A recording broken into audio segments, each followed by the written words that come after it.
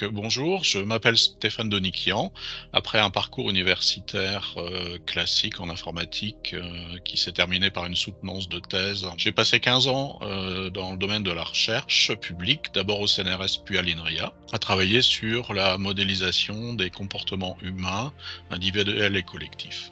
Donc après l'obtention d'une habilitation à diriger les recherches, j'ai fondé une équipe de recherche sur les interactions entre humains réels et humains virtuels au sein d'applications de réalité virtuelle et de réalité augmentée, et ce qui a donné lieu à un certain nombre de collaborations à la fois académiques, industrielles et artistiques dans le monde entier.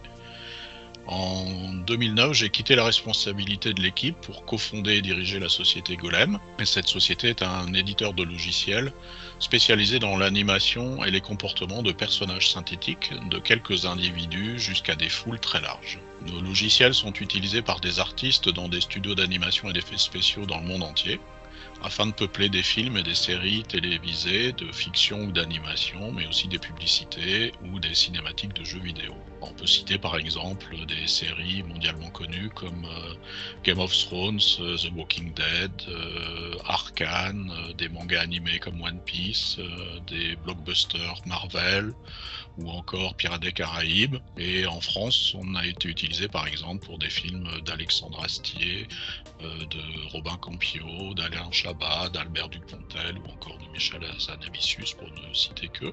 Golem a reçu ces dernières années le prix de l'innovation de l'Académie des Césars, ainsi que 2 Emmy Awards techniques, ce qui est une reconnaissance forte de l'impact de nos logiciels sur le monde du cinéma et de l'audiovisuel. On utilise l'intelligence artificielle depuis la création de Golem pour donner vie à nos figurants numériques, mais il s'agit d'une IA dite classique qui ne correspond pas à celle qui est tant médiatisée aujourd'hui et qui correspond à l'apprentissage profond. Alors on a néanmoins décidé il y a 3 ans de commencer à nous intéresser à ce nouveau type d'intelligence artificielle, mais avec une approche éthique, afin de fournir des outils d'assistance aux artistes et non pas dédiés à les remplacer. Et notre but, c'est d'automatiser les tâches rébarbatives qui sont faites par les artistes afin qu'ils puissent se focaliser sur la partie créative de leur travail, et on leur laisse toujours le contrôle final. Et donc on n'automatise pas la totalité de la production, mais c'est vraiment des outils pour les aider à être plus créatifs et plus productifs.